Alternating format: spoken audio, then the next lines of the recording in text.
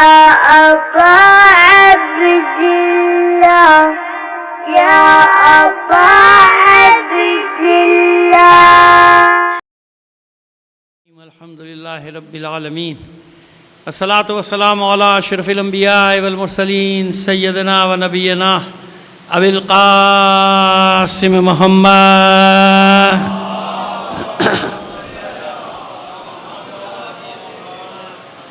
وآلہ الطیبین الطاہرین المعصومین ولعنۃ اللہ علی اعدائهم اجمعین من الآن إلى قیام یوم الدین. اما بعد فقد قال اللہ تعالی فی کتابہ المبین وہو اصدق القائلین وقولہ الحق.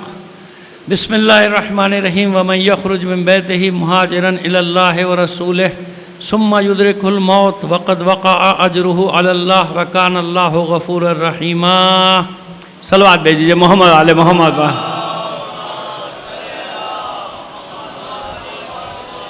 گزارش کریں گے بانیان مجلس کے مرحومین اور اپنے تمام مرحومین اور شہداء کو شامل کر کے ایک سورہ فاتحہ پڑھ کر بخش دیجیے گا. بسم اللہ.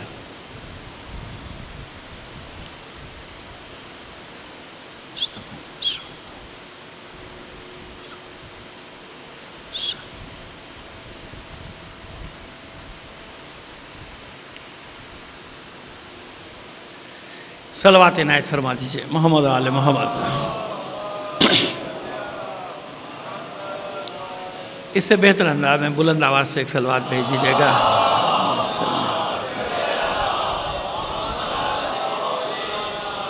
ذرا سا زحمت کر لیجیے آپ احباب, تھوڑا سا آگے تشریف لے آئیں گے مجھے آسانی ہو جائے گی. آئیے آگے تشریف لیں. بہت شکریہ. آئیے آگے آ جائیں بیٹا, کوئی مسئلہ نہیں, آگے آ جائیں.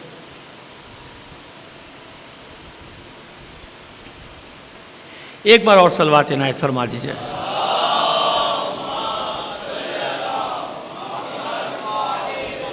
عزیزان محترم, کل ہم نے کچھ روایات پیش کی تھیں, آج پھر کچھ پیش کریں گے. کل میں نے آپ سے خدمت میں عرض کیا تھا کہ 30 سے 40 روایات جو معصومین سے ہیں بشمول احادیث پیغمبر کے نکل آئی جناب زید کے بارے میں. آج میں اپنا کل والا جملہ واپس لیتا ہوں. آج جب میں اور دیکھ رہا تھا تو یقین مانے 70 سے 80 تک تعداد پہنچ گئی جس میں جناب زید کے فضائل ہیں معصومین کے زبان, جس میں جناب زید کی تعریفیں ہیں معصومین نے کی. ابھی پیش کریں گے آپ, اور آج یہ کوشش کریں گے کیونکہ ریکارڈ ہو رہی ہے, پتہ نہیں لائیو جاری ہے نہیں جا رہی ہے, حالانکہ میں تو منع کرتا ہوں لائیو کو, لیکن پتہ نہیں جاری ہوگی تو وہ حوالے سارے میں نوٹ کر کے لائے ہوں. جیسے میں نے آپ سے عرض کیا تھا کہ مجھے اس کی فکر نہیں ہے کہ وہ لوگ مجھے قابل سمجھے نہ سمجھے, بالکل قابل نہیں ہوں, لیکن پڑھنے میں یہ آسانی ہوگی جو اساتذہ سے سیکھا ہے کہ بالکل صحیح حوالہ میں آپ تک پہنچا دوں گا. کیونکہ بہت سارے حوالے ہیں, ڈر یہ لگتا ہے کہ کہیں وہ آگے پیچھے نہ ہو جائیں, بعد میں کوئی کھڑا ہو جائے مولانا نے غلط حوالے دیے تھے, یہ تھا ہی نہیں جو مولانا کہہ کے ظاہر ہے کہ ہو جاتا ہے نا ایسا. تو وہ بہتر ہے کہ صحیح بات آپ تک پہنچ جائے, لفظ بہ لفظ پہنچ جائے, اور وہ بھی پیش کریں گے انشاءاللہ. آج تو شاید نہیں پہنچ پائے, کل پہنچیں گے. ابھی تو ہم نے آپ سے کہا تھا کہ 2 دن صرف ہم روایات پیش کریں گے نا جو ان کے بارے میں, پھر اس کے بعد ان کی علمی شخصیت پہ بات کریں گے 1-2 دن. چاہ کیا رہا ہوں میں, یہ چاہ رہا ہوں کہ جب میں واقعات و قیام کے واقعات پڑھوں تو اس سے پہلے شخصیت آپ کے ذہن میں پوری بن چکی ہو کہ جناب زید ہے کتنی قداور شخصیت, یعنی کتنی عظیم ہستی ہے جس کی کردار کشی کرنے کی کوشش کی گئی. ایک واقعہ یا ایک روایت لے کے, قطب رانوندی کی ایک روایت ہمارے یہاں, ایک عیون اخبار رضا میں, اور اس کو بھی امالی میں شیخ صدوق نے اس کو بھی رد کر دیا. تو وہ ایک روایت کہیں گے یہ لکھا ہے ان کے بارے میں, تو ارے بھائی وہ ایک جگہ لکھا ہے, جو 70 جگہ لکھا ہے وہ کیوں نہیں پڑھ رہا تو؟ 70 جگہ جو تعریفیں لکھی ہیں, 70 جگہ جو ان کی مدح کر رہے ہیں, معصومین خود مدح بیان کر رہے ہیں, اور پھر حوالے میں نے کہا نا کہ خبر واحد نہیں دے رہا, ایک خبر نہیں, مختلف حوالوں سے وہ حوالے بھی آپ کے سامنے کرتے چلے جائیں گے, آپ بھی کے لیے بھی آسان ہوں گے. اور میں اس لیے تاکید کر رہا ہوں حوالوں پر کہ یہ بہت ضروری ہوتا ہے, کیونکہ اکثر جو اردو کتابیں لکھی گئی ہیں اس میں حوالے بعض 2 جگہ, شاید میں مصنفین کو کچھ نہیں کہہ رہا, مؤلفین کو کچھ نہیں کہہ رہا, لیکن کبھی اشتباہ ہو جاتا ہے نا کاتب کا, تو 1-2 حوالے مجھے شک ہوا تھا, تو میں کبھی کتاب پڑھ کے ایسے نہیں آ جاتا, میں حوالے چیک کرتا ہوں کہ حوالہ صحیح ہے کہ نہیں ہے. تو ایک حوالے میں ایسی مجھے گڑبڑ ہو گئی تھی, تو اس کے لیے مجھے سارا دن یعنی کئی گھنٹے زحمت کرنا پڑی، لیکن وہ کتاب بھی مل گئی، وہ حوالہ بھی مل گیا، تو اب میں اس کو پورا نوٹ کر کے لایا ہوں تاکہ مینو ان آپ تک پہنچا دیا۔ جب ایک لفظ نکل گیا میرے منہ سے مینو ان، تو بھائی یہ مینو ان ہے۔ ٹی وی پہ جو بیٹھ کے بکا کرتے ہیں منو ان منو ان منو ان، ان کی زبان پہ نہ جائیے گا، ہماری زبان میں کیا ہے؟ مینو ان۔ صلوات بھیجیے محمد آل محمد پر۔ ایک ایک دو لفظ بچوں کی اصلاح کرتا چلا جاتا ہوں، کیونکہ آج کل جو ٹی وی وغیرہ پہ جو اردو چل رہی ہے نا، وہ اردو تو ہے ہی نہیں، پتہ نہیں کیا ہو رہا ہے، اردو کے ساتھ کیا سلوک کیا جا رہا ہے، بس اللہ رحم کرے۔ تو یہ کیونکہ عربی کے حرف ہیں، دونوں حروف جارہ کہلاتے ہیں، مینو ان مینو ان۔ خیر اس کی تشریح کریں گے، ایک مجلس چاہیے، بس مینو ان یہ سمجھیے، منو ان نہیں ہے، مینو ان ہے۔ صلوات بھیجیے محمد آل محمد پر۔ تو کچھ آج وہ کہتے ہیں کہ مشتی از خروارے، یعنی پورے ایک لاد میں سے، لادی میں سے، خروارہ کہتے ہیں وہ جو ایک خچر پورا وزن اٹھا کے لے جاتا ہے نا، اس میں ریت ہو بجری ہو جو بھی ہو، دو طرف بوریاں پڑی ہوتی ہیں۔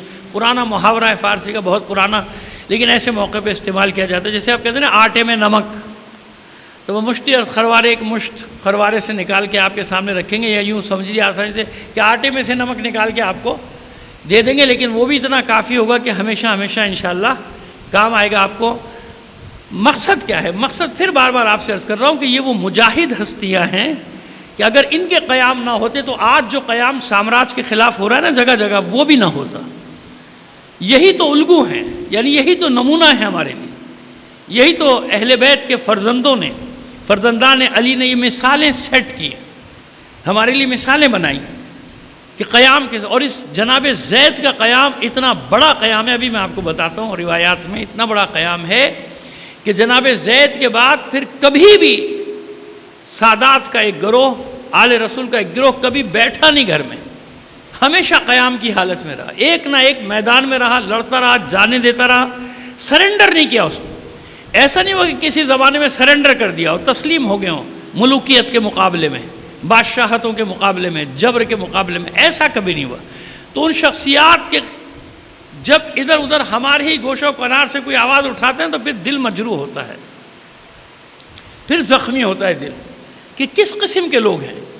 غیر جو ظلم کرے وہ تو اپنی جگہ ہے نا، ان کو وہ تو ظلم نہیں کرے تو اور کیا کرے گا، اس کو ظلم ہی کرنا ہے غیر کو۔ تو اپنوں میں سے جب کوئی آواز اٹھاتا ہے ضعیف روایت یا خبر واحد کو لے کر، پھر غصہ آتا ہے کہ بھئی تم نے پڑھا نہیں کیا، جناب زید کے بارے میں نہیں پڑھا، معصومین کے اقوال نہیں پڑھے، جس کے بارے میں حضور کی حدیثیں موجود ہوں، حدیث، اور وہ بھی ایک نہیں، میں نے آپ سے کہا کہ ایک نہیں۔ ابھی دیکھیے اب آپ کے سامنے پیش کریں گے نا، آج پھر اور دو پیش کریں گے، 3-4 کل پیش کر حدیث رسول۔ بھائی کل میں نے آپ کے سامنے ابو ذر غفاری کی روایت پیش کی، جناب حذیفہ یمانی، جناب عبد الملک ابن ابی سلمان کی روایت، ان سب کی پیش کی۔ پھر آپ جناب زید کے بارے میں الٹی سیدھی باتیں کرتے ہیں، تو غصہ نہیں آئے گا تو پھر کیا ہوگا انسان کو؟ نہیں کر، اور آنا بھی چاہیے۔ ان مجاہدین کے خلاف کوئی بات کرے اور غصہ نہ آئے تو ایمان میں کمی ہے میرے نزدیک بھائی۔ مختار کو کوئی برا بھلا کہے، جناب محمد حنفیہ مولا کے بیٹے کو کوئی برا بھلا کہے تو غصہ تو آئے گا نا انسان کو۔ ایک مومن کو غصہ آنا چاہیے، نہیں آئے گا تو میں نے کہا نا اس کے ایمان میں کوئی غصہ آنا چاہیے۔ مجاہد ہیں، مجاہد، سلیمان بن سورۃ خزائی مجاہد ہے، مسیب مجاہد ہے، ابراہیم بن مالک اشتر مجاہد ہے، یہ مجاہد ہیں یہ لوگ بھائی، انہوں نے قیام کیا ہے جبر کے خلاف، ظلم کے خلاف۔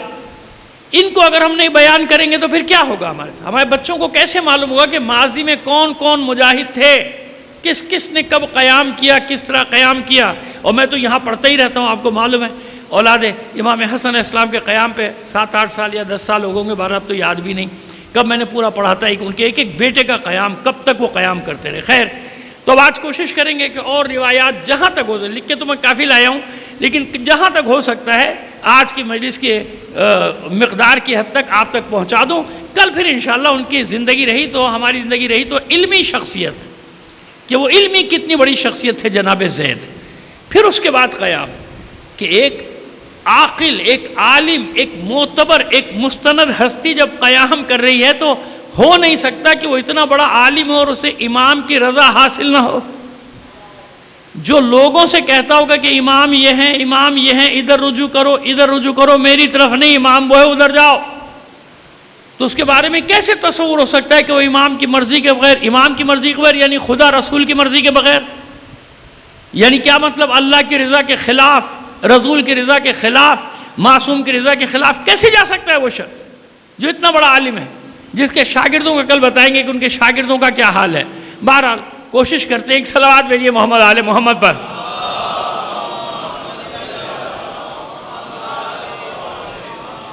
اب یہ ہر سال سے میں نے شروع کیا ہے کہ یہ سب نوٹ کر کے اس لیے لاتا ہوں کہ جب سے یہ مصیبت آئی ہے نا سوشل میڈیا کی، یہ بڑا گڑبڑ ہو گیا ہے، ایک ایک چیز صحیح جانا چاہیے۔ اس کی پرواہ نہیں ہے مجھے، کبھی بھی نہیں، بلکہ میں خود کہتا ہوں کہ آپ مجھے بس ایسے ہی سمجھیے، ایک طالب علم سمجھیے، چھوٹا سا طالب علم سمجھیے، آپ کے سامنے سبق پڑھ رہا ہوں۔ اساتذہ نے یہ سکھایا کہ بیٹا غلط پڑھنے سے بہتر ہے کہ لکھ کے پڑھ لو، دکھا کے پڑھ دو لوگوں کو، تاکہ صحیح بات لوگوں تک پہنچ جائے۔ صلوات بھیج دیجیے محمد آل محمد پر۔ اور آپ جانتے ہیں نا، آپ جانتے ہیں کہ دیکھ کے پڑھنا زیادہ مشکل ہے۔ وہ مسجد جو لوگوں کو پسند آتی ہے وہ دیکھ کے تھوڑی پڑھی جاتی ہے، وہ تو ویسے ہی پڑھتے ہیں آپ، وہ بڑی آسان ہے، اس کو پڑھنا آپ مجھ سے بہتر سمجھتے ہیں، وہ زیادہ آسان ہے، اس میں پڑھنا اڑنا نہیں پڑتا، کتابیں نہیں پڑھنی پڑتی، لوگوں کا مزاج دیکھنا پڑتا ہے کہ لوگ کیا چاہتے ہیں، وہ جو لوگ چاہتے ہیں وہ پڑھ دو، ختم، پڑھ کے جاؤ، چھٹی ہو گئی، آسان، بالکل آسان راستہ۔ اور اس کے ساتھ بہرحال لوازمات چھوڑیے ان کو۔ اب یہ پہلی حدیث پیغمبر صلی اللہ علیہ وآلہ وسلم۔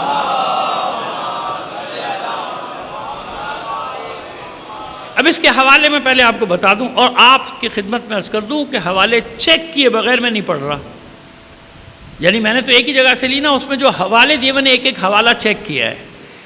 ایک جگہ حوالہ غلط تھا، یہاں ایک کتاب لکھی گئی ہے اس میں ایک حوالہ غلط تھا۔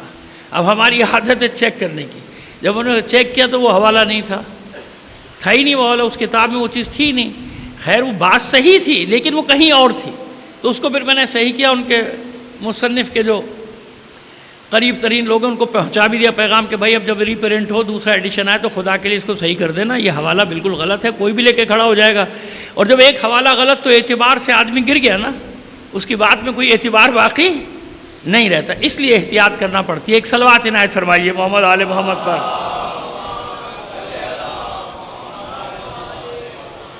پہلا حوالہ ہے روض النظیر بحوالہ منہاج الصالحین۔ منہاج الصالحین بہت بڑی کتاب ہے اور اس کے حوالے آپ مفاتی میں جگہ جگہ دیکھتے رہیں گے۔ ابن اثر کے حوالے سے راوی ابن اثر ہے، پھر جلاء الابصار میں امالی اور حاکم، مستدرک کے حاکم کے حوالے سے یحییٰ بن حسین ہارون، یحییٰ بن حسین ہارون کے اسناد سے مقتل الحسین خوارزمی، جسے مقتل خوارزمی، جیسے مقتل ابی مخنف ہے نا، ایسے کتاب ہے مقتل خوارزمی، کیونکہ خوارزمی نے لکھی ہے۔ مقتل الحسین خوارزمی اور بطل رشید کا حوالہ دے چکا، کس کی کتاب ہے بطل رشید؟ ڈاکٹر سید قمر عباس زیدی، 1970 میں جو پہلی کتاب لکھی گئی، اس سے پہلے اردو میں جزوے بہت ہیں، مضامین بھی بہت ہیں، مقالے بھی بہت ہیں، لیکن جو کتاب میری نظر سے گزری مکمل کتاب بطل رشید زید شہید کے نام سے، وہ کتاب کس کی ہے؟ ہمارے کراچی کی ہے، ڈاکٹر سید قمر عباس زیدی، 1970، آج سے 53 سال پہلے وہ کتاب شائع ہوئی تھی۔ ٹھیک ہے جناب، اب سنیے آپ حدیث کیا ہے وہ۔ میں نے اتنے سارے حوالے کو دی، یہ سب میں نے چیک کیے، میں کسی ایک کتاب سے نہیں پڑھ رہا ہوں، بار بار تکرار کر رہا ہوں آپ سے، اور یہ میری بات ریکارڈ ہو رہی ہے کہ سارے حوالے میں چیک کر کے اب آپ کو وہ حدیث سنا رہا ہوں۔ اور اردو والی کتاب کا نام اس لیے لیتا ہوں کہ شاید کسی کو شوق پیدا ہو جائے، جا کے کسی کتاب خانے کا چکر لگا لے۔ یقین جانیے آج کل کوئی کتاب لینے جاتا ہے، کتاب خانہ والا بٹھاتا ہے، پہلے چائے پلاتا ہے، آپ کو بسکٹ بھی کھلائے گا، چائے بھی پلائے گا، کتاب لینے آیا تو صحیح۔ تو جائیے دیکھیے کتاب خانے والے آپ کی کتنی خدمت کریں گے اور پھر آپ کو کتاب دیں گے۔ الشہید من ذریتی والقائم بالحق والذی المصلوب الکناسۃ الکوفہ ان امام المجاہدین وقائد الغر المحجلین یاتی اليوم القیامت واصحابہ تتلقاہم الملائکۃ المقربون ینادوکم ادخلوا الجنۃ لا خوف علیکم ولا انتم تحزنون۔ عربی عبارت میں نے پوری پڑھ دی، اب سنیے کیا فرمایا۔ میری ذریت میں، حضور کی حدیث پڑھ رہے ہیں آپ کے سامنے، حضور نے فرمایا کہ میری ذریت میں ایک شہید ہے۔ شہید تو بہت سارے ہیں، امام حسن صاحب نے، اب دیکھیے قیدیں لگتی جائیں گی۔ میری ذریت میں ایک شہید ہے اور وہ حق کے لیے قیام کرنے والا ہے۔ اب یہ سند بنتی جا رہی ہے نا جناب زید کے لیے، تو قیام کے جتنے بھی قیام کے سب نے حق کے لیے قیام کیا نا، تو کیسے معلوم ہو آگے کون؟ اب آگے پھر ایک اور تمیز، اس کو کہتے ہیں تمیز قائم کرنا، اور قید لگانا، منطق میں قید لگا دی جاتی ہے نا آگے کے، تاکہ تعریف محدود ہوتی چلی جائے، معلوم ہوتا چل جائے اس کے بعد اس کے بعد اس کے بعد اتنی ساری قیود لگا دو، پھر معلوم ہوگا کہ یہ ایک شخصیت ہے۔ میری ذریت میں ایک شہید ہے اور حق کے لیے قیام کرنے والا ہے۔ یہ تو طے ہو گیا نا کہ وہ شہید ہے اور اس کا قیام کیا ہے؟ حق پر، حق کے لیے لڑے گا، لہذا شبہات دور کر دو۔ یعنی فرما رہے حضور کہ اب میں جس کے لیے کہنے جا رہا ہوں اس کے لیے شبہات نکال دو، کوئی شبہ نہیں لانا، اب کوئی شک نہ کر رہا ہوں اس کی شخصیت پہ، کیونکہ میں کہہ رہا ہوں، حضور فرما رہے میں کہہ رہا ہوں کہ وہ شہید ہے اور وہ حق کے لیے قیام کرنے والا، قائم و بالحق۔ اس کے بعد وہ ایسا ہے جس کو کناسہ کوفہ، یعنی وہ باب کناسہ، کناسہ محلے کا بھی نام ہے، کناسہ اس دروازے کا بھی نام ہے، تو باب کناسہ کوفے میں سولی پر لٹکایا جائے گا، مصلوب کیا جائے گا۔ اب آگے نے قید اور آ گئی کہ شہید تو بہت سارے ہیں، قیام بالحق بھی سب نے کیا، یہ وہ ہے جس کا میں ذکر کر رہا ہوں، جس کی لاش کو سولی پر لٹکایا جائے گا۔ نیند تو نہیں آ رہی ایک دو آدمیوں کو؟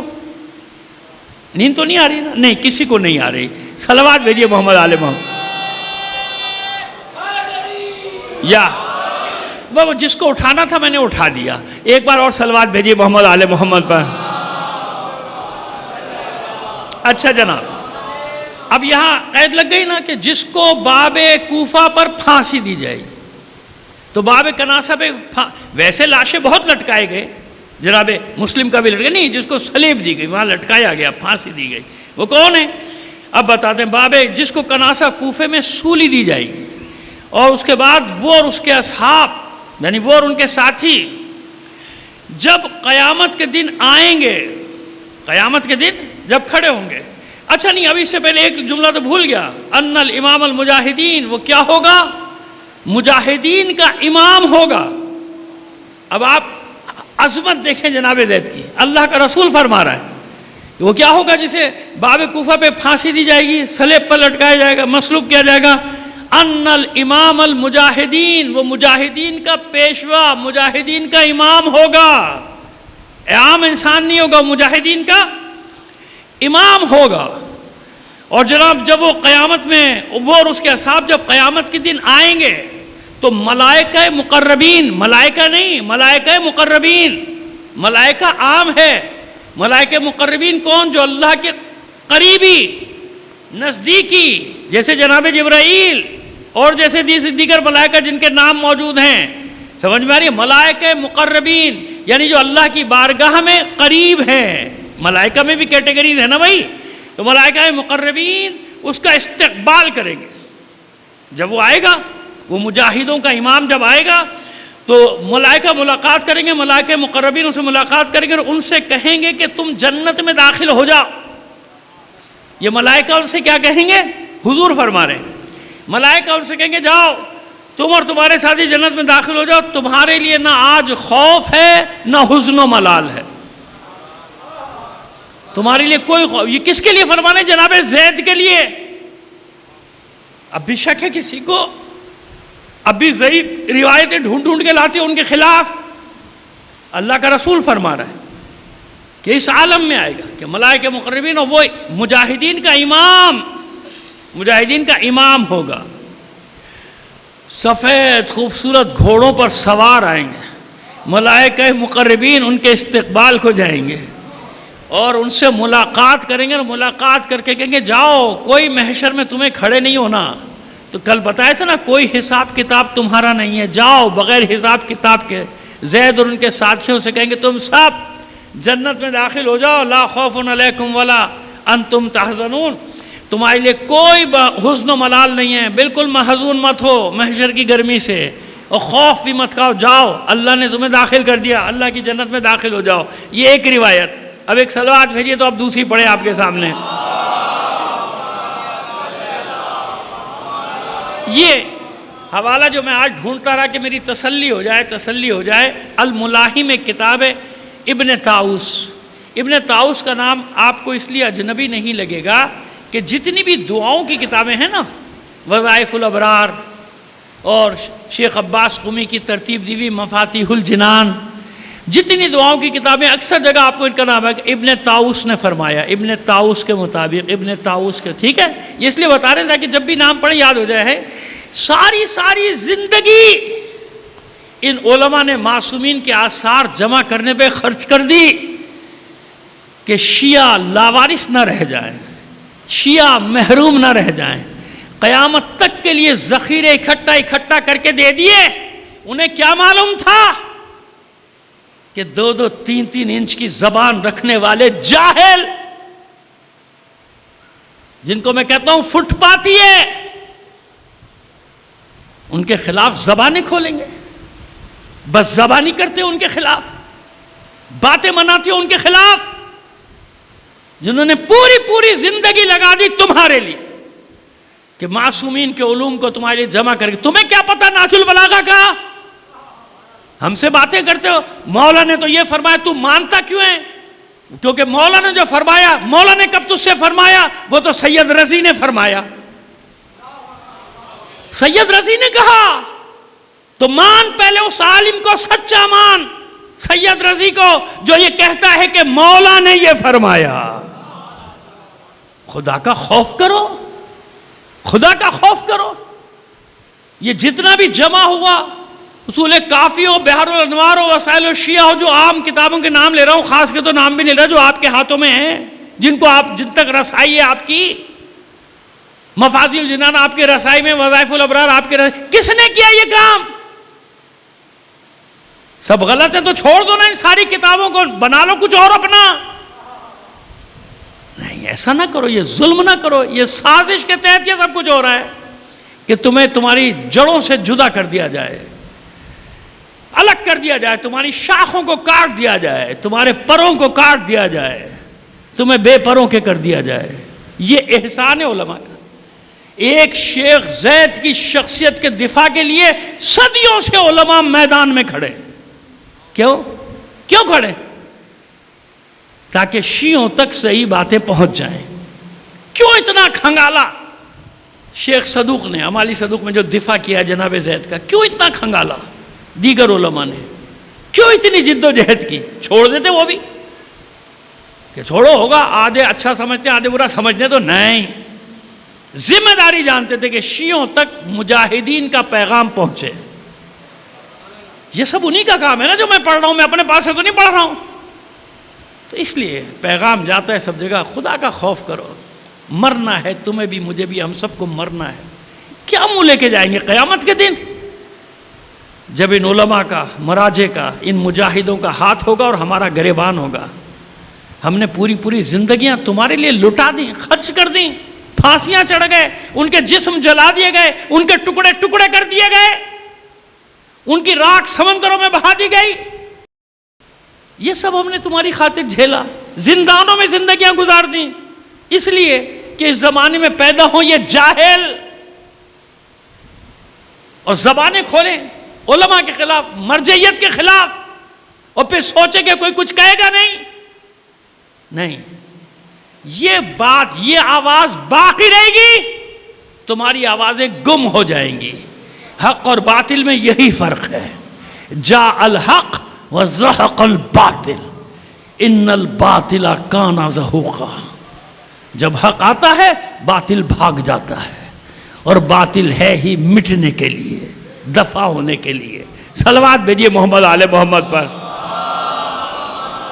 یہ مختصر سا تعارف میں نے کرایا شیخ ابن طاؤس کا آپ کے سامنے. کتاب کا نام ہے الملاحم، جس کے لیے میں نے آپ سے کئی گھنٹے مجھے جد و جہد کرنا پڑی، لیکن 5 بجے کے قریب مجھے حوالہ، بلکہ ہمارے محترم دوست نے ہمیں وہ عبارت بھی بھیج دی، اصل عبارت. اب سنیے، آپ فرماتے ہیں، اب دیکھیے، اب یہ مولا کائنات کی طرف سے ہے، لیکن مولا کائنات بھی حدیث پیش کر رہے ہیں. مولا کائنات کا ہے یہ روایت، لیکن مولا کائنات بھی حدیث سنا رہے ہیں. فرماتے ہیں ایک مرتبہ مولا عارفان کوفے میں کناسہ سے گزرے، کھڑے ہو گئے سواری پر، اور آپ نے رونا شروع کر دیا. مولا نے گریہ وزاری شروع کر دی، تو آپ کے ساتھ جو اصحاب تھے انہوں نے بھی رونا شروع کر دیا کہ یقیناً کوئی مصیبت ہے اہل بیت پر جو آپ رو رہے ہیں. تو سبب دریافت کیا کہ امیر المومنین آپ کے گریے کا سبب کیا ہے، مقصد کیا ہے؟ تو آپ فرماتے ہیں مولا کائنات فرماتے ہیں قال رسول اللہ، یعنی آپ بھی جو پیش کر رہے ہیں حدیث رسول. اب میرے حساب سے کل سے اب تک یہ 6ٹھی حدیث رسول ہو گئی ہے، اور بھی لیکن ابھی 6 ہو گئی، کل کا اور آج کا ملا لیں گے تو. قال رسول اللہ انا رجلا من ولدی یسلب ھذا الموضع من رضی ان ينظر الى عورته اکبہ اللہ علی وجہہ فی النار.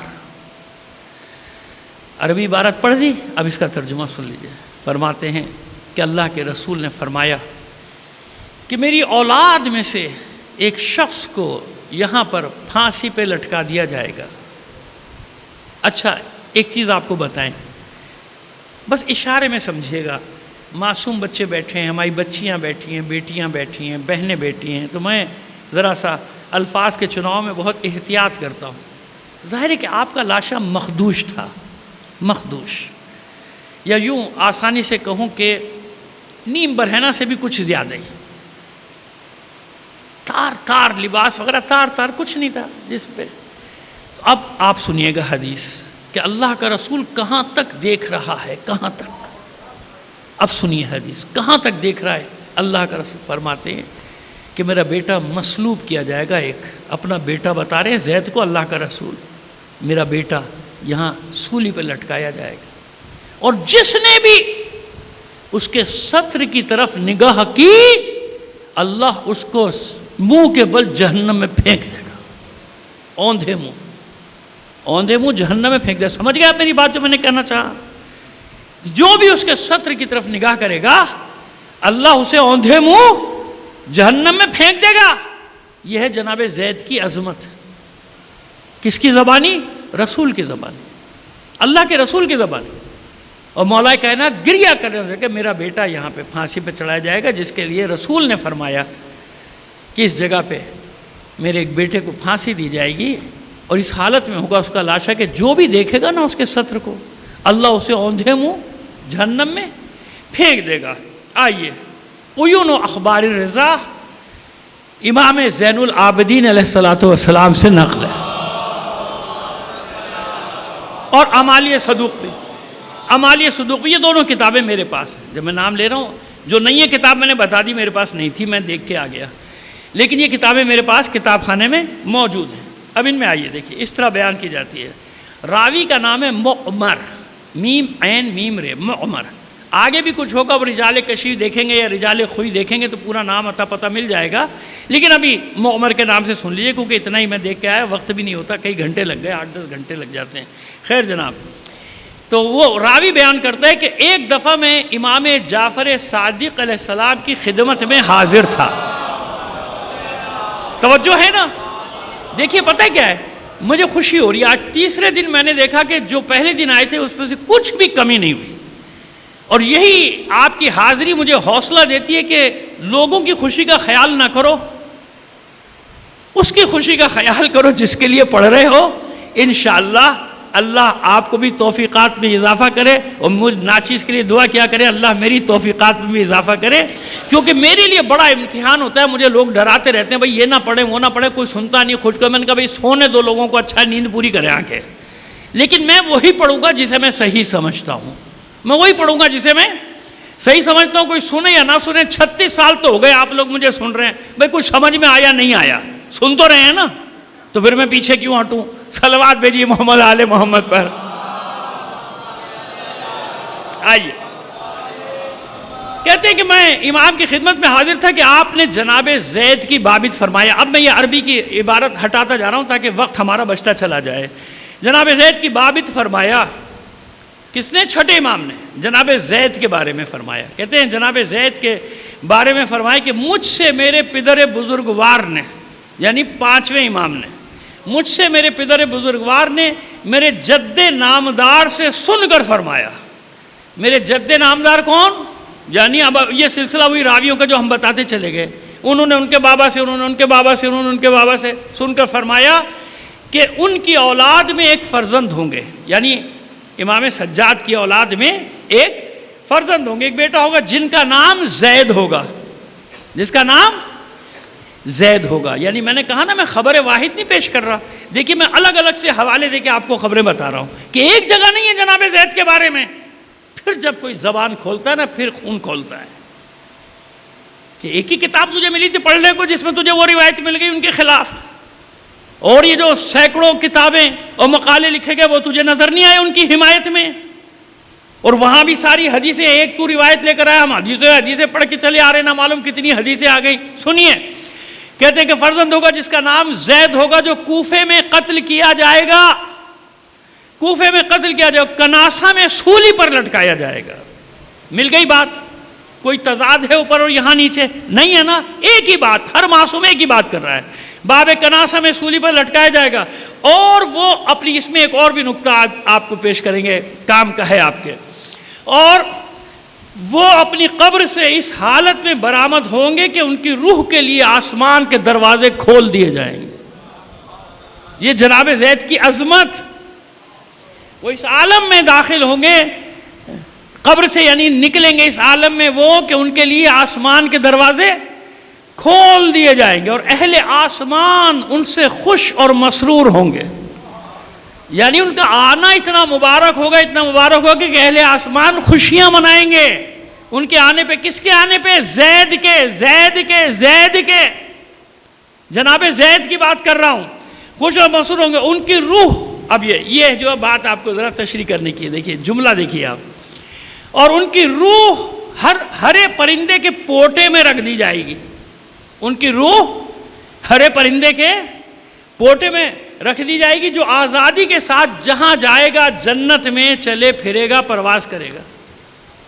ہم نے ایک مجلس پڑھی ایصال ثواب کی. اب سنیے آپ, ہمارے یہاں کتنے بڑے بڑے بقرات اعظم پڑھے ہیں, اور جب پڑھا تو اس میں حوالے بھی دیے, اور سب سے معتبر مستند حوالہ ہے آیت اللہ دست غیب شیرازی کا, شہید آیت اللہ, کیونکہ جب انہوں نے لکھا تو مرجع تقلید ہے, وہ ایسے تھوڑی لکھے گا, اس کا ہر حوالہ صحیح ہے. تو میں نے وہ روایت پڑھی کہ بھائی پرندوں کو جو کبوتر چڑیوں کو آپ دانہ وانا ڈالتے ہیں نا چھت پہ یا گھر کے باہر, مستحب ہے. نہ ڈالا کوئی گناہ نہیں کیا, لیکن ڈالا تو ایک ثواب کہ آئے گا بیچارہ پیٹ بھر کے چلا جائے گا نا, ڈال دیتے ہیں لوگ, بڑا اچھا کام کرتے. اور یہ ایسا مستحب ہے کہ جو ہر جگہ ہے. وہاں بھی ہے جہاں ہر وقت بدعت بدعت شرک لگا رہتا ہے نا, وہاں بھی آپ جائیے, جو گئے انہیں دیکھا ہے نا, بالکل حرم خدا کے سامنے کبوتروں کا دانہ تھیلی میں لپٹے, کوئی پابندی نہیں, کوئی نہیں روکے گا. جائیے خریدیے, ڈال دیجیے وہیں پہ. آ رہے ہیں کبوتر ہزاروں کی تعداد میں کھانے, دیکھا ہے نا, جو گئے دیکھا ہے, تصدیق کرتے ہیں میری بات کی. مدینے میں یہی ہے, نجف, کربلا, مشہد, جہاں بھی مشاہد مقدسہ میں آپ جائیں گے, حرمین شریفین میں جائیں گے, ہر جگہ یہ آپ کو ملے گا کہ پرندوں کو دانہ وہ گندم یا جو بھی ہے باجرہ خرید کے ڈال دیا جاتا ہے. کیوں؟ تو اس کی روایت ہے نا پیچھے کہ کبھی کبھی, ہمیشہ نہیں, ہر کبوتر چڑیا نہیں, کبھی کبھی پاک ارواح اس صورت میں آتی ہیں اپنے وارثوں کی خبر لینے. یہ میں نے پڑھا تھا, پھر پڑھ رہا ہوں آپ کے سامنے. کبھی کبھی پاک ارواح اس صورت میں آتی ہے. تو بھائی پتہ نہیں کب کون آ جائے میرا چاہنے والا, تو مستحب فعل قرار دیا گیا. چلو نہیں بھی آیا کوئی تو ثواب تو ہو رہا ہے نا. پرندے کو کھانا کھلانے کا, پیٹ بھرنے کا, وہ دعا دیتا ہوا جاتا ہے نا کہ میرا پیٹ بھرا بھائی اس نے, میری پیاس بجھائی اس نے. تو ایک اچھا, اب اس پہ جناب ایک وہی جو آپ کے یہاں ماشاءاللہ آج کل تماشا لگانے کا سب کو شوق ہے نا, سوشل میڈیا پہ تماشا لگ گیا. لو بھائی فلانے, وہ مذاق اڑا رہے, تمسخر اڑا رہے. بھائی تمہارا دادا آیا تھا پچھلے سال کبوتر بن کے, تمہاری دادی آئی تھی کوا بن کے, یعنی میرا مذاق ادھر. میں حیرت زدہ رہ گیا. میں نے کہا کس قسم کے یہ لوگ ہیں, اور اپنے آپ کو پڑھا لکھا کہتے ہیں. مصیبت یہ ہے, مصیبت یہ اپنے آپ کو پڑھا لکھا کہتے ہیں, ان چیزوں کا مذاق اڑاتے ہیں. ان کا عقیدہ نہیں ہے جو یہ کیسے ہوگا. وہ ارے خدا کے بندے, یہ تو وہابی بھی مانتے ہیں, تو نہیں مان رہا, تو ان سے بھی 2 قدم آگے بڑھ گیا. وہاں کس کی حکومت ہے؟ سعودی عرب میں کس کی حکومت ہے؟ انہی کی حکومت ہے نا. وہ بھی نہیں روکتے اس کام کو, جنت البقی میں نہیں روکتے, بقی کے باہر نہیں روکتے, مسجد نبی کے باہر نہیں روکتے, اللہ کے گھر کے باہر نہیں روکتے. تو ان سے 4 قدم آگے بڑھا جا رہا ہے وہابیت میں. ان سے بھی آگے, ان سے سند لینا چاہتا ہے, میں تمہارا بھی باپ ہوں, آ جاؤ. صلوات بھیجیے محمد آل محمد پر. تماشا، مذاق اڑانا. اگر مجھ سے کوئی ذاتی پرخاش ہے تو بھائی میرے پیچھے پڑھو، عقائد کے پیچھے کیوں پڑھتے ہو؟ عقائد کا جلوس کیوں نکالنے پر تلے ہوئے ہو؟ مجھے کچھ کہتے رہو، پتہ نہیں کون کیا کیا کہتا ہے، میں جانتا ہوں کہ 23 کروڑ آدمیوں کو کوئی کیا کہہ رہا ہے، لیکن اس طرح مذاق اڑاؤ شاعر اسلامی کا، شاعر الہی کا، شاعر خدا کا مذاق اڑاؤ، کیا جواب دیں گے؟ وہی جملہ آتا ہے کہ پتہ نہیں کہاں سے گھس آئے ہیں، پتہ ہی نہیں چلتا ان کا، آگے پیچھے نہیں پتہ چلتا، ماضی بھی نہیں پتہ چلتا، کہاں سے آئے، کدھر سے آئے، کس نے ان کو بھیجا ہے، کس نے پلانٹ کیا ان کو، کیوں بھیجا ہے؟ تو اب آپ نے دیکھا آیا ذکر کا. اچھا جناب جعفر طیار کا لقب طیار کیوں ہے؟ چلیے یوں آ جائیے، کیوں ہے؟ اللہ کے رسول نے دیا ہے نا. ان کو کہہ رہا ہوں جو اپنے آپ کو بہت قابل بنتے ہو، اللہ کے رسول نے دیا نا، خود دیا نا. ہمارے اہل سنت برادران بھی جعفر طیار کہتے ہیں، ہم بھی جعفر طیار کہتے ہیں، اس میں کوئی جھگڑا ہے کسی کا؟ جعفر طیار نام ہی یہ جانتے ہیں جعفر طیار، کیوں؟ سب جانتے ہیں کہ اللہ کے رسول نے فرمایا کہ جو نے دونوں بازو قلم ہوئے تھے کہ اللہ نے جعفر کو جنت میں 2 پر دیے ہیں. کیا دیے ہیں؟ 2 پر، جن کے ذریعے سے وہ جنت میں پرواز کرتے رہتے ہیں. تو تمہیں عقل نہیں آتی ہے؟ جب اللہ کا رسول فرما رہا ہے اور عرف عام میں سب جعفر طیار کہتے ہیں اور کچھ نہیں کہتے. کبھی آپ نے نہیں سنا ہو کسی نے کہا جعفر ابن ابی طالب؟ ہاں وہ لکھا ہوا ضرور ہے کتاب میں، ہم بھی پڑھ دیتے ہیں، لیکن جب خالی نام لیں گے تو کیا کہیں گے؟ جناب جعفر طیار. طیار یعنی وہ طائر سے ہے نا، پرواز سے، پرواز کرنا. 2 پر دیے اللہ نے جن کے ذریعے سے وہ پرواز کرتے ہیں. صلوات بھیجیے محمد آل محمد پر. آئیے اچھا جناب آئیے، اب یہ پیچھے جو حوالے دے دیے نا، عیون اخبار رضا، امالی شیخ صدوق، ان کے حوالوں سے اب ایک اور، یونس بن جناب ایک صحابی ہیں 5ویں امام کے، مل جائے گا کتابوں میں آپ کو نام، رجال میں بھی ہے کتابوں میں بھی نام ہے. آپ کے جو ظاہر ہے کہ جیسے 6 امام کے شاگردوں کے نام ہیں، آپ کے بھی شاگردوں کے صحابیوں کے نام ہیں. اب وہ فرماتے ہیں، دیکھیے کہتے ہیں نا کہ الزام کیا لگاتے ہیں کہ جناب وہ ان کا اور امام محمد باقر کا جھگڑا تھا، تنازعہ تھا، وہ مقدمہ کیونکہ ہار گئے جناب زید، اس لیے قیام کیا حج شام کے خلاف.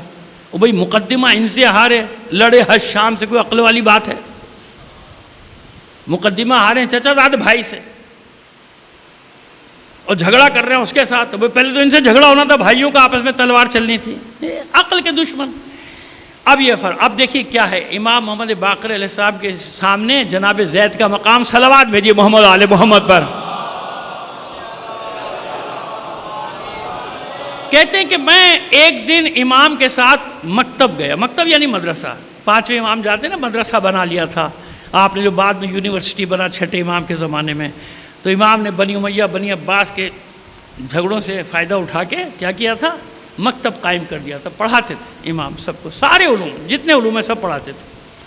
تو یہ کہتے ہیں یونس بن جناب کہ میں گیا آپ کے ساتھ مدرسے میں گیا، تو آپ نے اپنے بھائی زید کو بلایا. آپ جانتے ہیں نا کہ زید میں اور ان میں کتنا فرق ہے سن و سال کا. 5ویں امام کی ولادت کا سال ہے 55 یا 56 ہجری، یعنی کہیں 55 ہے کہیں 56، کوئی فرق نہیں پڑتا، یعنی ہے یہ اختلاف تو ہوا کرے، کوئی مسئلہ نہیں ہے. اور آپ کی ولادت کا جو سال ہے وہ ہے ایک جگہ 68، ایک جگہ نہیں یعنی کئی جگہ، ہجری 68. تو کتنے سال کا فرق ہو گیا؟ 17-18 سال کا فرق یہ ہو گیا. اور جو دوسرا سال ہے وہ ہے ہجری 80. اچھا ہجری 80 زیادہ تر اس لیے تسلیم کیا جاتا ہے کیونکہ سب کا اتفاق ایک بات پر ہے، اور وہ ایک بات یہ ہے کہ آپ کی شہادت کے وقت آپ کا سن مبارک تھا 42 سال. شہادت کے وقت آپ 42 سال کے تھے، اور آپ کی شہادت ہوئی ہجری 122 میں. تو 42 سال سے کیا بنا؟ 80 ہجری بنا نا. لیکن بہرحال اختلاف موجود ہے، جو اختلاف ہے وہ میں نے آپ کو بتا دیا کہ آپ کے سن ولادت میں اختلاف. تو اتنے بڑے ہیں نا 5ویں امام، ان سے کم از کم 18 20 25 30 سال تو بڑے ہیں، اتنے بڑے ہیں. اب آئیے فرماتے ہیں کہ بلایا اپنے بھائی زید کو، بلایا، چھوٹے ہیں آپ سے، اور بلانے کے بعد گلے سے لگا لیا. اور گلے سے کیسے لگایا سنیے. گلے لگانے کے طریقے ہوتے ہیں بھائی، دنیا میں بھی طریقے ہیں. اور ایسے ملے اچھا بھی خدا حافظ، کمر سے گلے لگا لیا، گلے سے پکڑ کے ہو گیا. ایک ہوتا ہے شدت عقیدت یا محبت سے چمٹانا، جیسے ماں کلیجے سے اپنے بچے کو چمٹاتی ہے نا، چمٹا لیتی ہے، سینے سے لگا لیتی ہے، جیسے باپ اپنے بیٹے کو سینے سے لگا کے بھینچتا ہے، جیسے بہت عرصے کے بعد بچھڑے ہوئے بھائی، بچھڑے سے مراد ہے کہ باہر گیا ہوا آیا ہے، تو ہم نے ایئرپورٹ پہ بہت ایسے مناظر دیکھے کہ خوشی میں رو رہے ہیں اور چمٹے میں چھوڑ نہیں رہے، ہے نا، ایسے یہ چمٹانا۔ اب دیکھیے کیا کہتا ہے کہ امام نے کیسے چمٹایا اپنے بھائی کو، کہتے ہیں زید کو بلا کر گلے سے لگا لیا اور اس طرح ملے کہ آپ کا شکم اور زید کا شکم ایک ہو گیا۔ سمجھ گئے آپ؟ اب ظاہر تو عربی کی عبارت ہے، اس کے ترجمے میں تو لفظ بلفظ مجھے یہی کہنا پڑے گا، لیکن جب اپنے محاورے کی زبان میں کہیں گے تو کیا کہیں گے؟ آپ نے اپنے بھائی زید کو اپنے سے چمٹا لیا، بھینچ لیا۔ اور اس کے بعد فرماتے ہیں خداوند عالم، جناب زید کے لیے کہتے ہیں خداوند عالم آپ کو اپنی حفظ و امان میں رکھے، مجھے ڈر ہے کہ کہیں کناسہ میں آپ کو مصلوب نہ کر دیا جائے۔ اور رو رہے ہیں، خبر بھی دے رہے ہیں اور رو بھی رہے ہیں۔ یعنی ہر امام جو ان کے سامنے، وہ اتنی محبت، ابھی بتاتا ہوں کہ چھٹے امام کی محبت کیا تھی۔ چھٹے امام کے چچا ہیں نا، میں یہ سمجھانا چاہ رہا ہوں کہ جہاں جن ائمہ طاہرین کے دور میں تھے ان کی محبت تو دیکھو زید سے، جان کے لوگوں کو دکھا رہے ہیں کہ اس کے بارے میں شک نہ کرنا، زید کے بارے میں شبہ میں مبتلا نہ ہونا، یہ ہمارا پیارا ہے، یہ ہمارا محبوب ہے، یہ ہمارا چہیتا ہے۔ آئیے ایک اور روایت آگے بڑھ کر سنائے آپ کو۔ صادق آل محمد امام جعفر صادق علیہ السلام الغدیر، سرکار آپ سے زیادہ میں تھکتا ہوں ایسی مجلس میں، آپ کی صلوات کی آواز کم ہوگی، ذرا بلند آواز سے ایک صلوات بھیجیے محمد آل محمد۔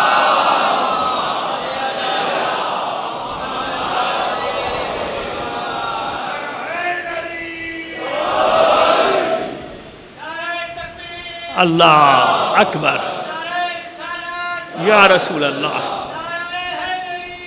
یا علی اللہم صلی علی۔ بس جلدی چل رہے ہیں، اطمینان رکھیں، جلدی پہنچاتے ہیں منزل مقصود تک، مطلب کو آج کی منزل مقصود تک۔ چھٹے امام فرماتے ہیں کہ خداوند عالم زید پر رحمت نازل فرمائے۔ رحمت کا مطلب کیا ہوتا ہے؟ یعنی درود و سلام بھیج رہے ہیں، خدا کی رحمت ہو زید پر۔ خداوند عالم زید پر رحمت نازل فرمائے، وہ ہمارے معتمد اور معتبر عالم ہیں، ایک رشتہ دار نہیں ہے، فرد نہیں ہے، میرے چچا نہیں ہیں، بلکہ وہ ہم اہل بیت کے معتبر اور مستند عالم ہے۔ عالم جسے معصوم عالم کہہ رہا ہے وہ کتنا بڑا عالم ہوگا؟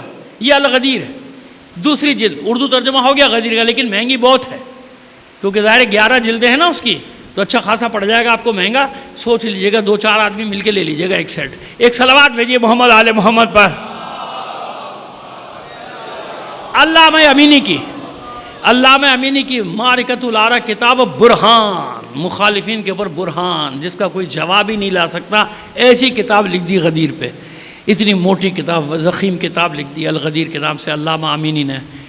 پروردگار ان کی قبر پر رحمت نازل فرمائے، ان کی قبر کو منور فرما۔ آئیے آگے چلیے، رجال کشی میں ایک اور یہی حدیث کو مکمل کر دیں چھٹے امام سے۔ آپ فرماتے ہیں کہ زید مومن، عارف اور عالم اور صادق تھا، مومن تھا، عارف تھا، عالم تھا اور صادق، سچا تھا۔ یہ کہہ رہے ہیں معصوم۔ چلیے اس سے آگے بڑھ کر مقاتل الطالبین، ابو الفرج اصفہانی، اکثر لوگ اسے شیعہ سمجھتے ہیں، شیعہ نہیں ہے، یاد رکھیے گا۔ ابو الفرج اصفہانی جس نے مقاتل الطالبین لکھی ہے، شیعہ نہیں ہے۔ جریر طبری کے بارے میں ایک طبقہ جو شدت پسند ہے وہ یہ کہتا ہے شیعہ یہ نہیں تھا، شیعوں کے خلاف تھا۔ اس نے کچھ ایسی باتیں لکھی ہیں بنی امیہ کے خلاف کہ بنی امیہ خار میں اس کو کہتے ہیں کہ یہ، کیونکہ اس کے یہ تو عباسیوں کا مورخ تھا نا، تو اس کی لگی رہتی تھی بنی امیہ، تو بنی امیہ کے اس نے خوب ریکارڈ لگایا ہے، اس لیے وہ سارے اس پہ الزام لگاتے ہیں، کہتے ہیں یہ شیعہ تھا۔ اچھا شیعہ کیوں کہتے ہیں؟ کیونکہ ذرا واقع کربلا کو تھوڑا تفصیل سے لکھ دیا اور کچھ واقعات، وہ مجبوری تھی عباسیوں کی۔ عباسی اپنے فائدے میں لکھواتے تھے نا کچھ چیزیں جو خود بخود ہمارے فیور میں چلی جاتی تھیں، تو وہ جریر طبری جو ہے یہ بھی شیعہ نہیں ہے۔ مقاتل الطالبین اکثر لوگ سمجھتے ہیں شیعہ نہیں ہے، بلکہ آپ کو حیرت ہوگی بنی امیہ کی نسل سے، لیکن اب یہ شاید جگہ کا اثر ہوگا، اس کے باپ دادے آ گئے تھے، اصفہان، وہ لشکر وشکر جو آتے رہے. شاید زمین کا اثر تھا کہ اس نے مقاتل الطالبین جو لکھی ہے، میں آپ کو بتا رہا ہوں کہ 80 سے 85% مطالب درست ہیں، صحیح لکھی. 15-20% میں اس کو حسن ظن رکھتے ہوئے کہ بھئی ہر مورخ 100% تو صحیح نہیں لکھتا نا، تو جو اس کو جیسے ملے اس نے ویسا لکھ دیا. وہ باتیں لکھ دیں جناب زید کے بارے میں، اس کے بارے میں، اس کے بارے میں وہ لکھا. تو لوگ حوالہ دیتے ہیں آپ کا شیعہ مؤلف یہ لکھ رہا ہے، تو میں اس کو سمجھاتا ہوں بھائی یہ شیعہ نہیں ہے، تیرا ہی ہے بھائی، ہمارا نہیں ہے یہ. پھر اس کی کتاب کے مقدمے میں اس کا پورا شجرہ لکھا ہوا ہے نا، کہاں سے چلتا ہے وہ، کہاں سے ہے. تو میں نے کہا یہ اس کا شجرہ ہے، پڑھ لو، ہمارا نہیں ہے یہ.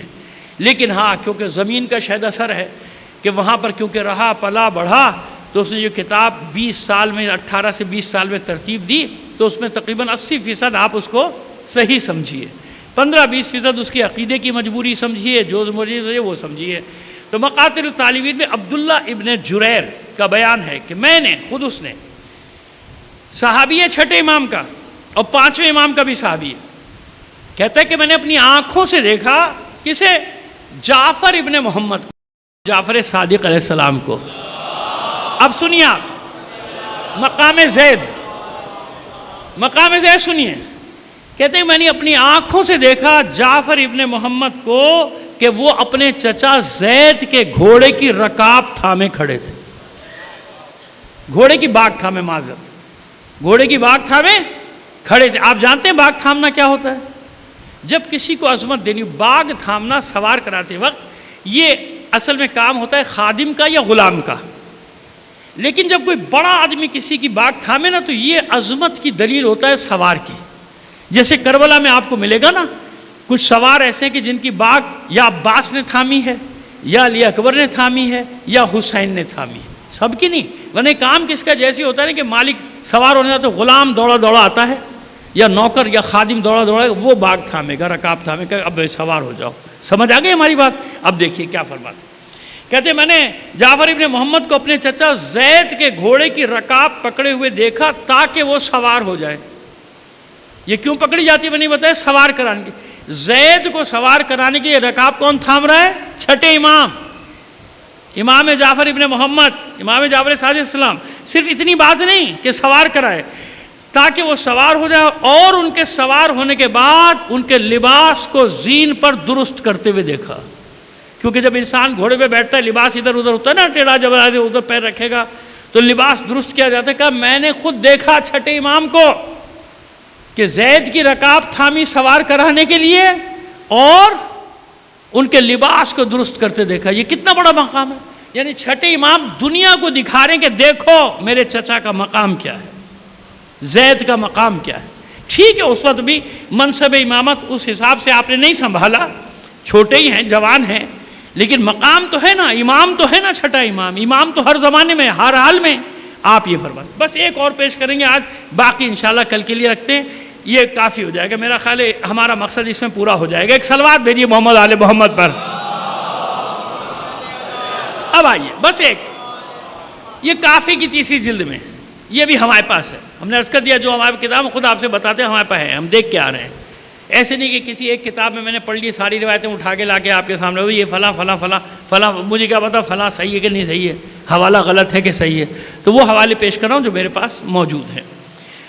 ابو ہاشم جعفری یہ 8ویں امام کے صحابی ہیں، جیسے خواجہ مراد، جیسے خواجہ بسلط.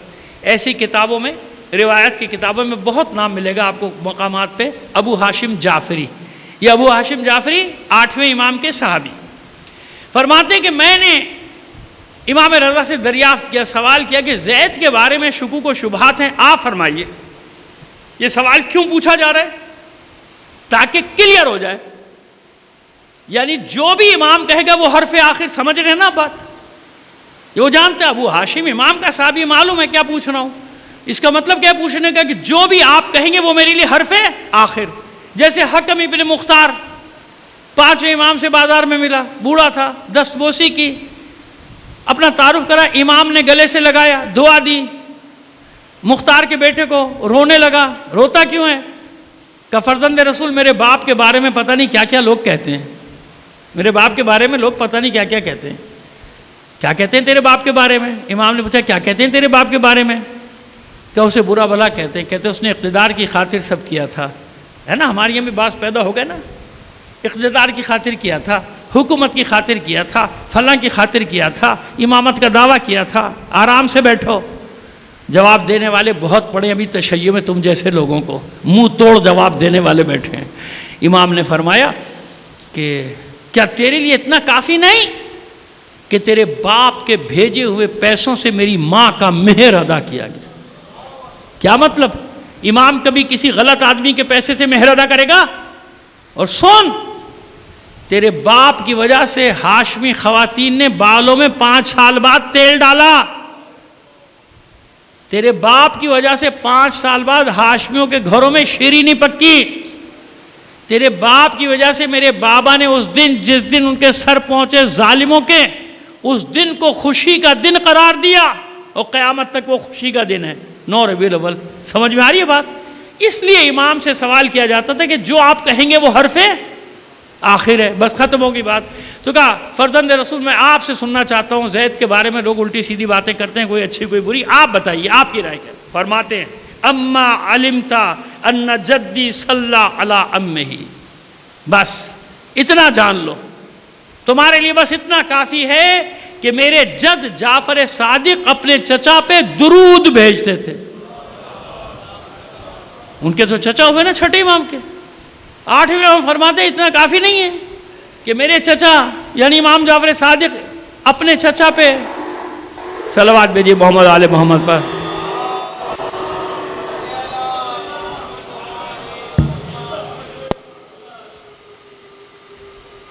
میرے دادا، چچا نہیں میرے دادا، 8ویں امام فرماتے ہیں میرے دادا امام جعفر صادق اپنے چچا یعنی زید پہ درود بھیجتے تھے۔ امام معاذ اللہ کسی غلط آدمی پہ درود بھیجے گا؟ کافی نہیں ہے اتنا کہ درود بھیجتے تھے؟ کہا بھائی یہ کافی نہیں ہے تمہارے لیے کہ اتنا جان لو؟ جس پہ امام درود بھیجے گا اس کا مقام کیا ہوگا، اس کی عظمت کیا ہوگی، اس کی منزلت کیا ہوگی؟ یہ بنی امیہ کے دسترخوان کے نوالے کھانے والے لوگ یہ منہ لگتے ہیں ہمارے آ کے کہ فلاں شخصیت ایسی تھی، فلاں شخصیت ویسی تھی، فلاں شخصیت یوں تھی، فلاں شخصیت یوں تھی۔ چن چن کے مجاہدوں کو تم نشانہ بناتے ہو تاکہ جو تھوڑا بہت کہیں جوش و ولولہ بچا ہے مومنین میں وہ بھی ختم کر دو۔ کس کے لیے کام کر رہے ہو تم لوگ؟ کدھر سے گھس آئے ہو ہمارے اندر؟ کہاں تک پہنچا دیے ہمارے حالات؟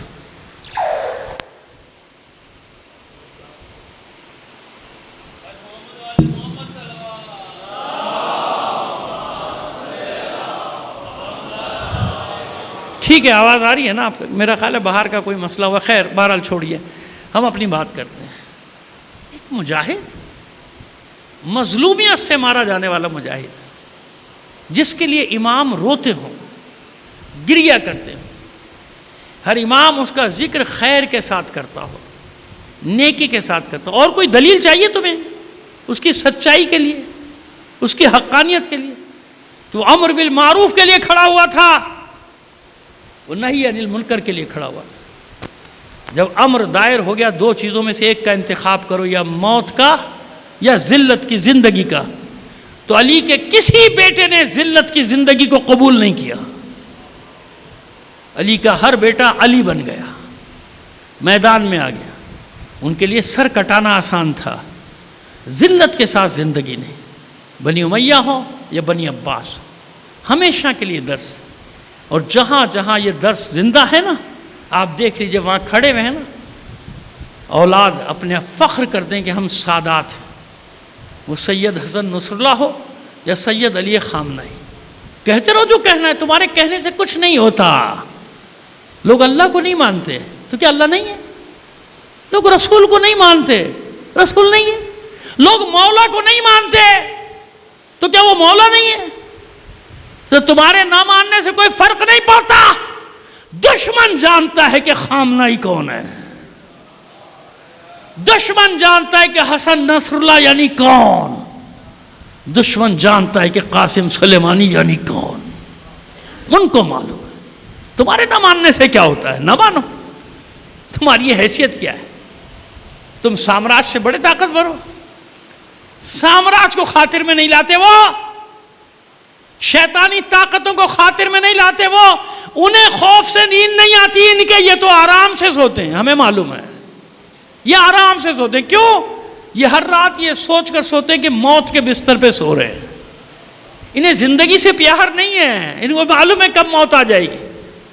جنہیں زندگی کی پرواہ ہے، دنیا کی پرواہ، ان کو نیند نہیں آتی، گولیاں کھا کے سونی پڑتی ہیں ان کو خواب میں بھی حسن نصر اللہ نظر آ رہا ہوتا ہے.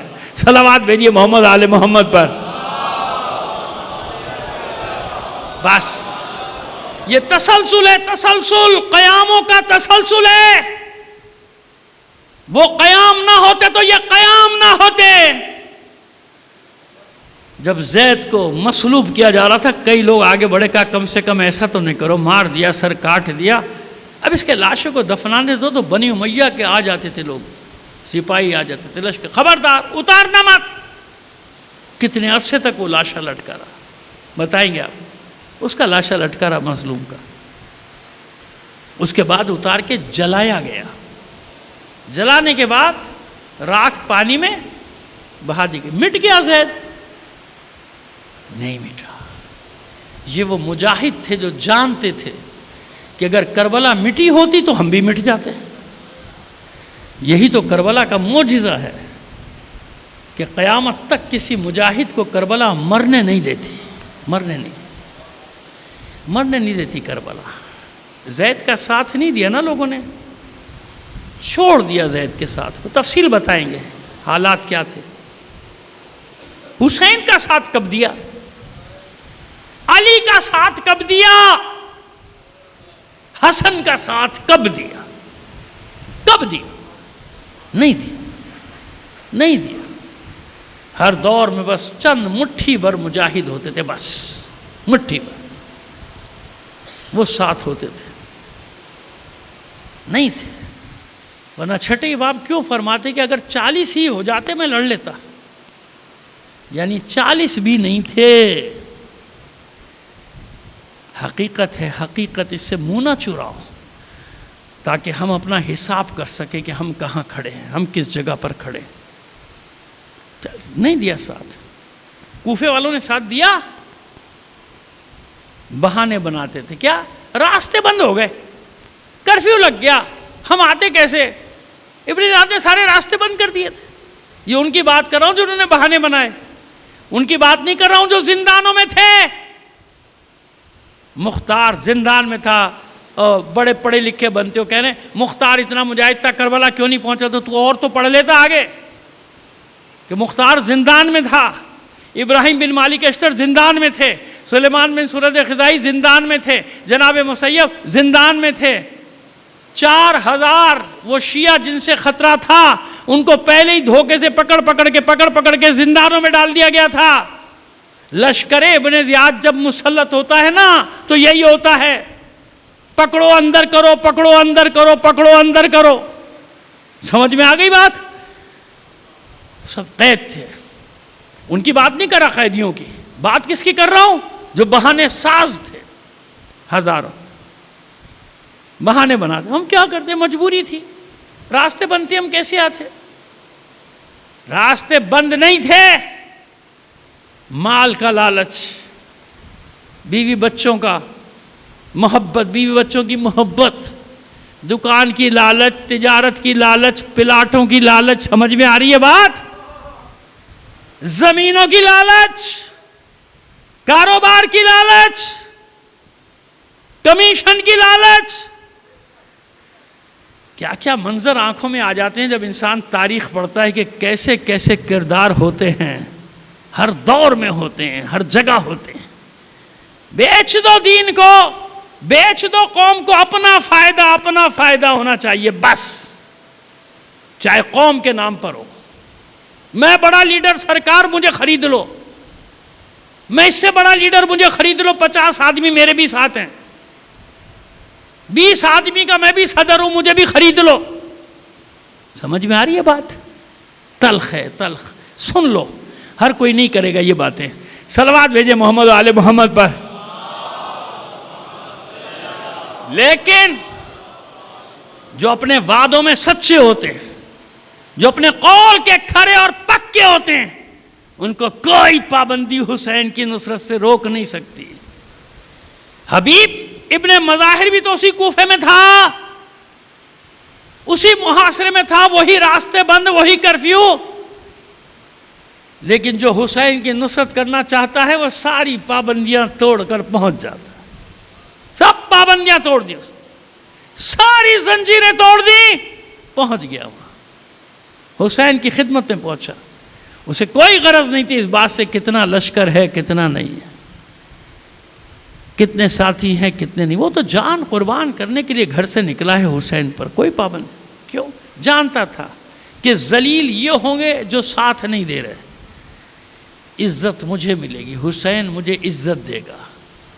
حسین کے قدموں میں جو موت آئے گی وہ عظیم زندگی، حیات ابدی بن جائے گی. جانتے تھے وہ 70-72 جتنے بھی تھے، جانتے تھے نا، جانتے تھے.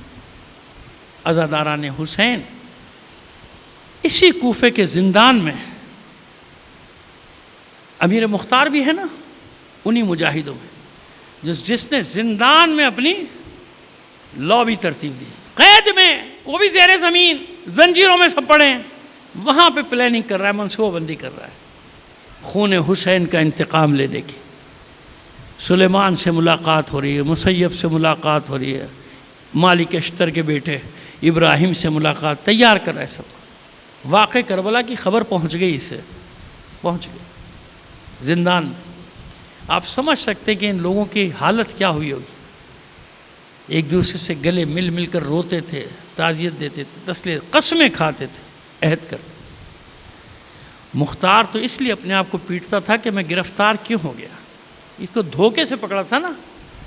یہ گئے ہوئے تھے ابو شاکر کی ایک محلہ تھا، محلہ شاکریہ گئے تھے، بستی میں گئے تھے شاکریہ کی، تاکہ وہاں سے مومنین کو جمع کر کے لائیں. انہیں معلوم ہی نہیں تھا کہ ابن زیاد آ کے مسلط ہو کے سب کچھ ہو چکا ہے. یہ سرحد پہ پہنچے جب کوفے کی، وہاں جھڑپ ہوئی، گرفتار ہو گیا. اور ہمیشہ روتے تھے کہ کاش مجھے معلوم ہوتا، میں وہیں سے پلٹ جاتا، کربلا پہنچ جاتا. لیکن بہرحال اللہ کو ان سے کام لینا تھا. بہت پریشان، بہت پریشان. لیکن اب دیکھیے آگے کیا ہوتا ہے. جب یہ اسیر پہنچے ہیں نا، اہل بیت کے اسیر، ابن زیاد ملون کے دربار میں، جانتے ہیں جو حالت ہے. بیویوں کے سروں پہ چادریں تھوڑی ہیں، رسیوں سے باندھا ہوا ہے بیویوں کو، اور سید سجاد زنجیروں میں جکڑا ہوا. جناب سید سجاد پہ جب نگاہ پڑی ابن زیاد ملون کی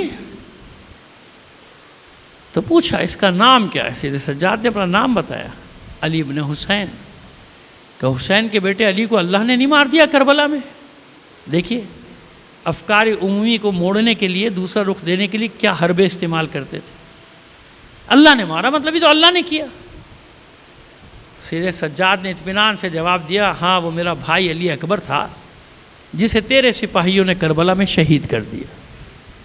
کہ اب تک تمہاری زبان میں اتنی طاقت ہے کہ میرے دربار میں کھڑے ہو کے اس طرح سر اونچا کر کے مجھ سے بات کرتے ہو، تمہیں قتل نہ کرا دوں. سید سجاد نے اسی انداز میں کہا، تو نے بھی کربلا میں دیکھا نہیں کہ کیا ہوا، مجھے قتل سے ڈراتا ہے. تو سن، ان القتل لنا عادت والشہادت لنا کرامت. قتل ہو جانا ہماری عادت اور شہادت ہماری بزرگی ہے، ہماری کرامت ہے. شہید ہو جانا ہماری کرامت ہے، ہماری بزرگی ہے. قتل کی دھمکی دیتا ہے مجھے. ابن زیاد نے حکم دیا سپاہیوں، قتل کر دو اسے. جلاد کو دیا آگے بڑھ، قتل کر دے. جیسے ہی وہ آگے بڑھے، سعدیہ زہرا سامنے آگے سیدھے سے، خبردار کوئی آگے بڑھا. کسی نے میرے بھتیجے کی طرف قدم بڑھایا، پہلے مجھ سے گزرنا ہوگا اس کو، پھر میرے بھائی. دربار کے حالات ایسے تھے کہ نہیں چاہتا تھا ابن زیاد اس وقت معاملہ کچھ اور ہو جائے، ورنہ اس کے لیے کائے کا احترام، کیسا احترام ہوتا ہے، کہتا ہے قتل کر دو زینب. لیکن ماحول ایسا تھا کہ نہیں کر سکتا تھا، تل ملا کے رہ گیا. اب کہاں سے زخم پہنچائے؟ خیال آیا، مسکرایا، سپاہیوں سے کہا جاؤ زندان سے مختار کو لے کر آؤ، مختار کو لے کر آؤ. زنجیروں میں جکڑا ہوا مختار معلوم ہو گیا کہ شہداء کے سر آئے. دربار میں آ کے کھڑا ہوا ایسے زاویے سے کہ اہل بیت کی خواتین پر اس کی نگاہیں نہیں ہیں. سامنے ابن زیاد کا تخت ہے، سر ہے شہداء کے، سر جھکائے کھڑا ہے. تو ابن زیاد نے کہا مختار سے کیسا منظر لگا، ایک منظر اور دکھاؤں؟ مختار نے بڑی ضبط سے بڑے صبر سے کہا ابن زیاد اطمینان رکھ، میں ہی وہ شخص ہوں جو تجھے قتل کرے گا، انتظار کر اس دن کا جب میرے ہاتھوں یہ قاتلان حسین انجام کو پہنچیں گے، اس سے بری خبر میرے لیے اور کوئی نہیں کہ میں اس وقت تیرے دربار میں کھڑا ہوں اور میرے سامنے میرے مولا حسین کا سر ہے، اس سے برا منظر اور کوئی نہیں۔ وہ کہتا ہے کہ اس سے برا منظر دکھاؤں؟ ابن زیاد کہتا ہے اس سے برا منظر دکھاؤں؟ نہیں سمجھے مختار، کہ اپنے دائیں طرف دیکھ، وہم و گمان میں بھی نہیں تھا مختار کہ یہ ظلم بھی ہو سکتا ہے کہ رسول کی بیٹیوں کو بے پردہ کر کے بازاروں میں لائے گئے۔ بس جو ہی اس نے دائیں طرف نگاہ کی چیخیں مارنے لگا، دھاڑے مارنے لگا، زنجیروں سے اپنا سر منہ پیٹنے لگا، آل رسول مجھے معاف کر دینا، رسول زادیوں مجھے معاف کر دینا، میرے لیے 1000 بار قتل ہو جانا اچھا تھا یہ منظر دیکھنے سے۔ او ملعون ابن زیاد، تو نے مجھے یہ کیسا منظر دکھایا؟ اسی زنجیروں کے ساتھ دوڑا مختار، دوڑا ابن زیاد کو پکڑنے کے لیے، وہ ملعون تخت سے اتر کے بھاگا، درجنوں سپاہی اس پہ ٹوٹ پڑے، کھینچ کے لے جا رہے ہیں مگر اس کو کوئی تکلیف نہیں، بس چلا رہا ہے، زنجیریں مارتا کہ رسول زادیوں اپنے غلام کو معاف کر دینا، کاش میں نابینا ہو جاتا، آپ کے سر پر ہے نا چہروں پر نگاہ کرنے سے پہلے۔ الا لعنت اللہ علی القوم الظالمین وسيعلم الذين ظلموا أي منقلب ينقلبون ربنا تقبل منا إنك أنت السميع العليم برحمتك